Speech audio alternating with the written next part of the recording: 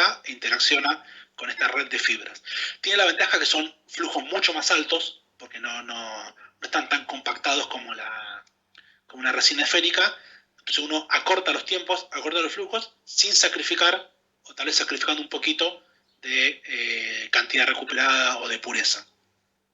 Acá hay una comparativa linda entre purificación de anticuerpos con una columna clásica, donde ven que tardan entre 250 a 300 minutos, cuando con la fibroprisma lo pueden tener en 3 minutos. Entonces me permitió aumentar el flujo un montón.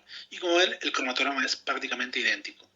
Esto es una buena alternativa para lo que es purificación de anticuerpos. Por ahora están en esta escala chiquitita, por decirlo así, vamos a ver más adelante. La idea es que empiecen a desarrollarlas para escala de proceso. Entonces, ya vimos las técnicas, ya vimos qué nos permiten. Ahora uno, cuando tiene que elegir qué columna utilizar, se encuentra con el primer, no diría dilema, la primera opción, que generalmente no está tan acostumbrado uno en HPLC clásico, es: compro una columna ya preempacada, que ya viene, por decirlo así, columna llave en mano, que instalo en el equipo y anda, o me compro una columna vacía y me compro la resina que yo quiero y armo mi columna. Vamos a ver que cada una tiene su ventaja, su desventaja, y a veces no me queda más que una u otra. La ventaja de cuando uno compra una columna vacía y la resina es que uno tiene un control total en lo que es el tamaño de la columna, en el lecho cromatográfico. Lo puedo hacer desde 1 centímetro hasta 1 metro. ¿Por qué? Porque yo la armo y yo la regulo como yo quiero. Lo bueno es que uno se compra una sola columna y varias resinas, entonces puede un día usar una, después la vacía, la llena con otra, y así no tiene que andar comprando tantas columnas distintas. Algunas resinas vienen solo en formato bulk, no queda otra, ahí sí tenés que comprar la resina y la columna aparte porque no vienen preempacadas. Generalmente son las más específicas o las de que no tienen tanto volumen de mercado. Y el paquetar una columna es un arte. Lleva su tiempo aprenderlo, lleva su tiempo ponerlo a punto, pero los resultados son satisfactorios.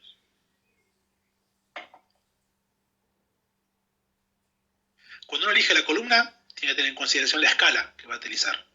Estos son 3 formatos de los más clásicos para lo que es escala laboratorio, donde ven que puedo tener columnas de hasta 50 mililitros, hasta 2 litros de lecho cromatográfico, o también 1 litro.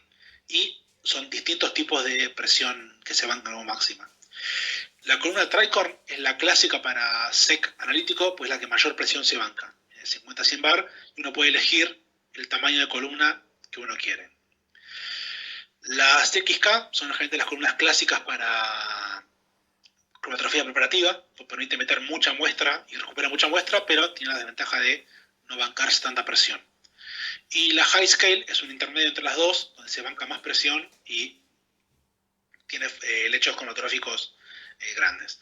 Estos, como están viendo, son columnas que se llama escala laboratorio. En escala producción puede haber columnas de hasta 2 metros de diámetro por 1 metro de alto. Son, la verdad, columnas gigantes.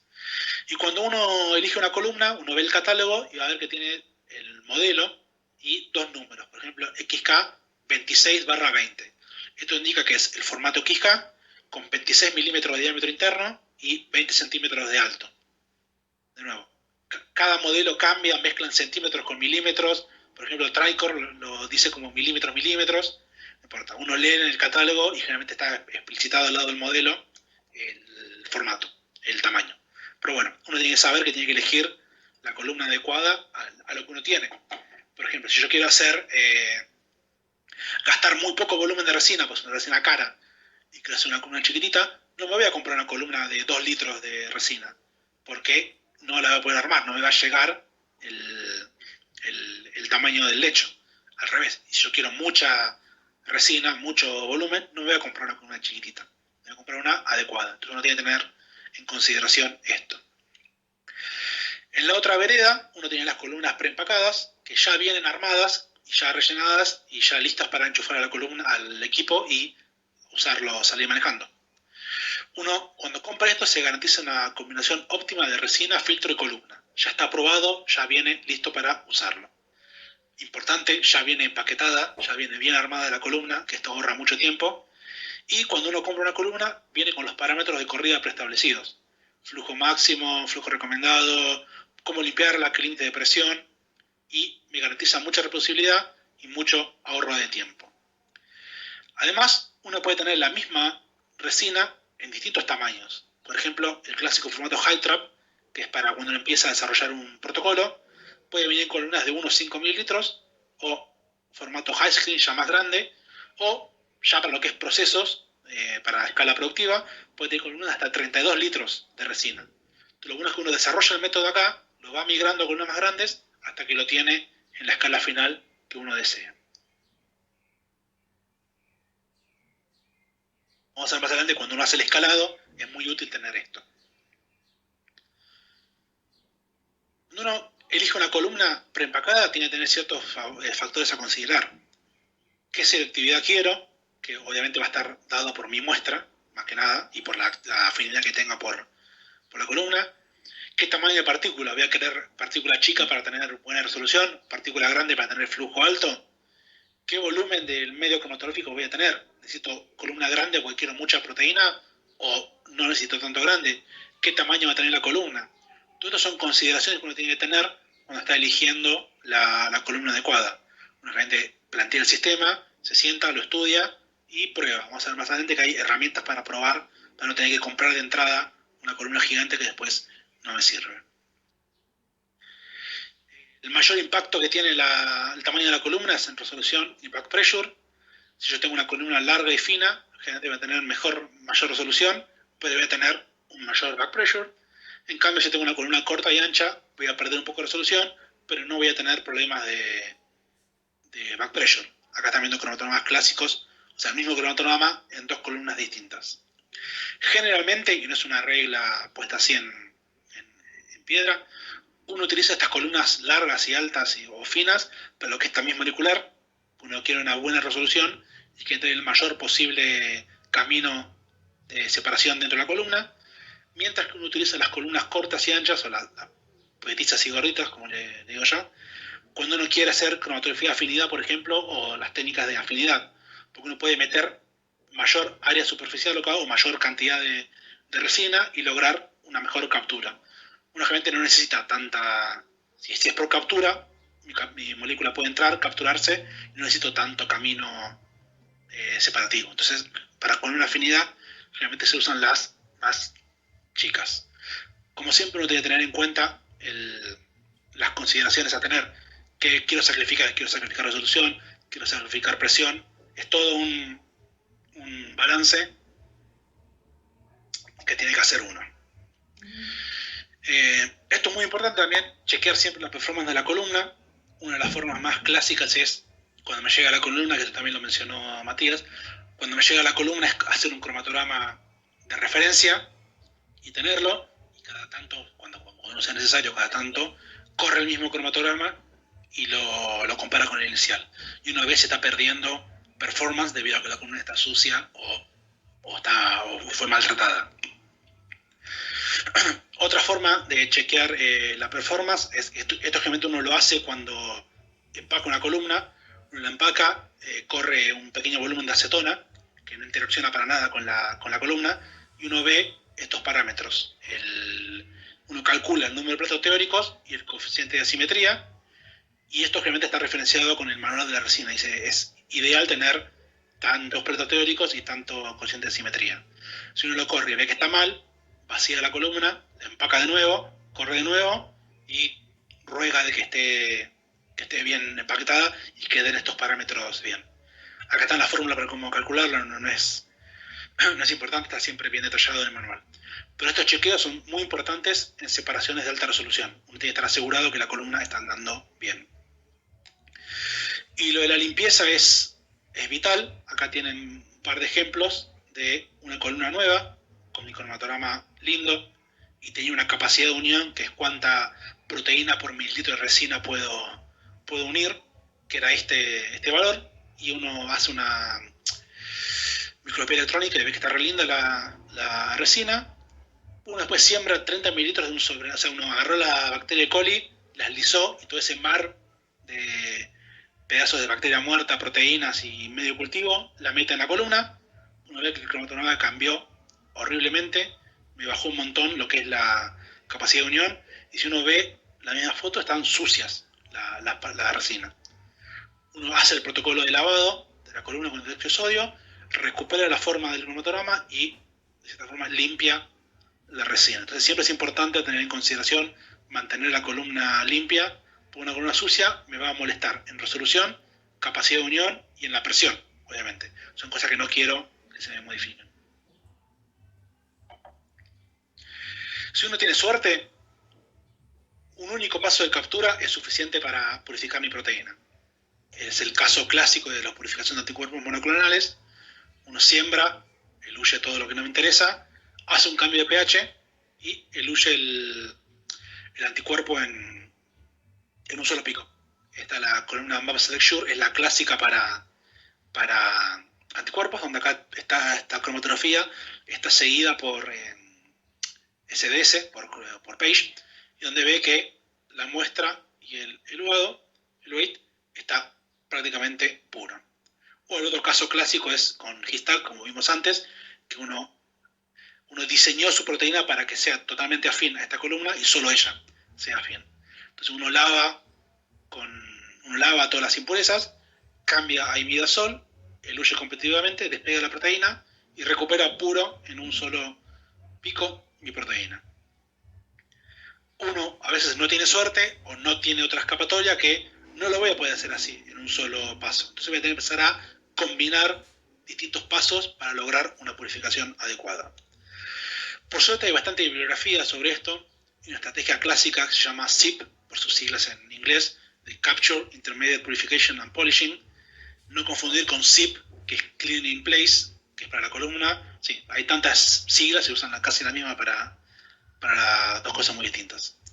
Donde uno puede graficar, de cierta forma, un diagrama del estadio de purificación y la pureza.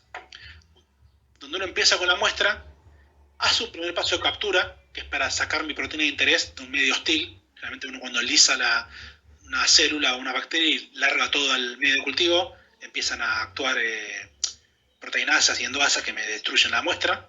Uno quiere sacar mi proteína de interés lo más rápido posible de ese medio. Hacer una purificación intermedia, donde saca las impurezas, y un pulido final para tener mi proteína pura en un frasquito y lista para distribuir o para hacer más ensayos, no sé, masa o un MALDI. Entonces, cuando uno está planteando esto, hay 4 factores que ya lo venimos viendo desde el comienzo de la charla que tiene que tener en consideración para cada paso, que es resolución, capacidad de unión, rendimiento y velocidad. En un mundo ideal, uno querría tener todo en el mismo paso y que sea lo más óptimo posible, pero nunca pasa eso. Uno tiene que empezar a elegir qué priorizar en cada paso. Para un paso de captura es importante velocidad, quiero sacarlo lo más rápido posible, no me sirve nada diseñar un paso que esté 3 horas para capturar porque voy a empezar a perder proteína a lo loco. Entonces, es importante velocidad y capacidad de unión. Este es un ejemplo clásico, una R-proteína para inmunoglobulinas, donde de nuevo, rápidamente lavé todo y saqué mi proteína de interés en un solo pico. ¿Cómo? Lo más rápido que pueda y la mayor cantidad de proteína que pueda. Este primer paso es clave para estabilizar mi proteína. En el paso de purificación intermedia, uno ya quiere empezar a tener buena resolución para empezar a separar mis proteínas de mis impurezas y de nuevo, una alta capacidad de unión porque no me interesa perder todo lo que vine haciendo hasta el momento ahora. Entonces un ejemplo acá clásico es interacción hidrofóbica, una resina, por ejemplo acá, lo que les mencionaba, esto es una columna con resina butil cefarosa 4FF, esto es una resina de intercambio hidrofóbico con ligando butil, cefarosa 4 que es 4% de intercruzamiento, FF es fast flow, en una columna XK1620 de 16 milímetros de diámetro interno y 20 centímetros de largo. Entonces son cosas que uno con el tiempo las va viendo así rápido, pero si no, no importa. Uno ve esto, lo busca en el catálogo y le dice especialmente que todos los parámetros de esta resina. Entonces uno ve que eluye mis impurezas y mi proteína de interés en un pico aislado. Y finalmente, un paso de pulido donde sí, uno quiere la mejor resolución posible y el mejor rendimiento posible. De nuevo, quiero recuperar todo lo que hice. Donde acá están viendo un ejemplo muy lindo, que es cómo por cromatografía de intercambio iónico uno puede separar una quinasa monofosforilada de una quinasa no fosforilada. La diferencia es una fosforilación donde uno puede llegar a separar este grado de similitud entre proteínas. Entonces, ¿qué resina necesito para cada paso? Obviamente cada paso tiene sus parámetros importantes y tengo que elegir una resina de acuerdo a estos parámetros. Si uno quiere alta resolución, necesita esferas pequeñas y lo más uniforme posible, entre 8 y 40 micrones de diámetro. Como me parece, esto no es pequeño, pero sí, para FPLC es pequeño, estos tamaños de partícula.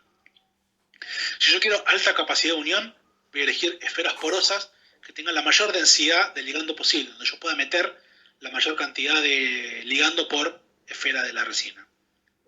Por el contrario de lo que es resolución, si quiero velocidad, necesito esferas grandes, rígidas y uniformes, por ejemplo, agarosa de 50 o 100 micrones. Estos parámetros generalmente son elige uno u otro, no puede tener los dos juntos en el mismo resina. Y el rendimiento es más dependiente de cómo uno trabaja de la resina, no hay mucha elección en lo que es rendimiento con las resinas. Entonces, esto es brevemente, de nuevo, no es nada escrito en piedra, pero es generalmente las técnicas que se utilizan para cada paso de este esquema. Para un paso de captura, por afinidad y X son las clásicas que se utilizan en el primer paso. Cuando uno purifica una purificación intermedia, generalmente son IX y HIC, porque uno ya empieza a explotar propiedades más chicas de la proteína. Y para pulido, cualquiera de estas puede andar bien, pero generalmente la clásica es SEC, donde termina de separar mi proteína de interés al final. Muy bien. ¿Cómo combino esta técnica? Pues no es lo mismo mezclar cualquiera con cualquiera. Hay que seguir un protocolo que tenga un basamento científico y experimental y que tenga sentido. Siempre conviene usar técnicas ortogonales. Estas son técnicas basadas en distintos principios. No es lindo hacer 3 pasos del misma resina. ¿Por qué? Porque puedo generalmente juntarlo en uno y explotar otra propiedad de mi proteína. Y lo importante es minimizar la manipulación de las muestras en 3 pasos. De nada me sirve hacer una corrida si después tengo que hacer diálisis de 8 horas para que el próximo paso sea adecuado para el siguiente paso. Uno siempre tiene que pensar que la condición final de elusión de un paso tienen que ser las iniciales del paso siguiente. ¿Para qué? Para yo sacar mi muestra y meterla tal cual en la próxima columna. Acá un breve esquema de lo que sería un buen esquema y un mal esquema. Un buen esquema sería, por ejemplo, hacer cromatografía de intercambio aniónico, seguido por hidrofóbico, seguido por SEC, porque estoy utilizando 3 principios de separación: por carga, por hidrofobicidad y por tamaño. Y además hay poca manipulación entre las muestras. Si recuerdan lo que les había mencionado, cromatografía de intercambio iónico se diluye con gradiente de sal creciente, e hidrofóbico con gradiente de sal decreciente. Entonces yo saco mi proteína de este paso en alta sal y la meto tal cual en mi cromatografía hidrofóbica. ¿Por qué? Porque voy a diluir a partir de alta sal a baja sal. Y finalmente, SEC no molesta tanto que tenga sal o no. Un mal esquema sería, por ejemplo, aniónico y catiónico, porque utilizo solo un solo principio de separación y tendré que andar cambiando el buffer entre sal y sal, porque tengo que cambiar el pH, básicamente. Entonces, ¿cómo uno arma un esquema así lindo y que funcione? Uno desarrolla un protocolo donde plantea distintos pasos, tantos como sea necesario, y el escalado después, si lo necesita, es trivial y sale al final, y donde dentro de cada paso uno tiene que hacer, buscar qué técnica me va a servir, qué resina me va a servir esta técnica, y optimizar estas condiciones. Cuando uno está buscando qué técnica tiene que utilizar, uno tiene que considerar qué conoce de la proteína, qué sabe, qué no se banca y qué se banca. Por ejemplo, si mi proteína no se banca 4 molar de sal, no voy a utilizar HIC, que es el paso inicial, es 4 molar de sal, porque voy a empezar ya mal directamente. Empecé con el pie izquierdo. Y cuando uno está buscando técnicas, uno utiliza resinas conocidas y protocolos estándar. Una vez que eligió la técnica, ahí empieza a optimizar el protocolo, porque no tiene sentido empezar a cambiar muchas variables al comienzo. No vas a saber si es porque no era la resina adecuada, no era el flujo adecuado, o directamente no era la técnica adecuada.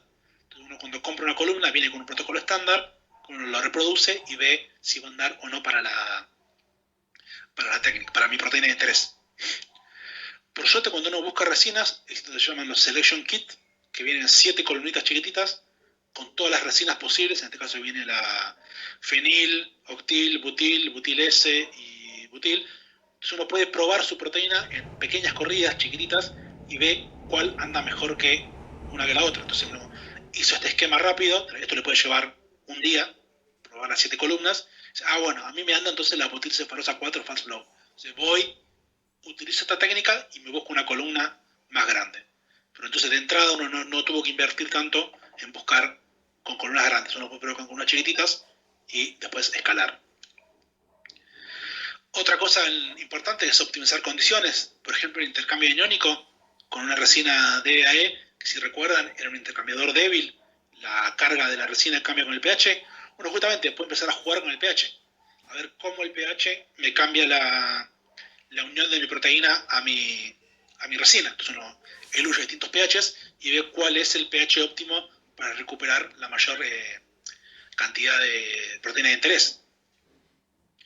O en el intercambio iónico uno puede empezar a jugar con cómo eluye la proteína. Ya sea, uno puede hacer un primer evaluación en un gradiente lineal. Entonces uno hace un gradiente lineal, descubrió o corroboró que su proteína sale entre este valor de sal y este valor de sal. Entonces, en vez de hacer un gradiente que puede tardar mucho, uno puede empezar a hacer escalones que tardan menos. Entonces uno empieza a afinar la unión hasta que al final descubrió que con un gradiente, con un salto así, logró eluir toda mi proteína de interés. Entonces son todas técnicas que uno va utilizando para optimizar el proceso que va realizando. Pero esto es lo último que hace en el paso. Uno siempre empieza por un protocolo establecido estándar y después lo va optimizando.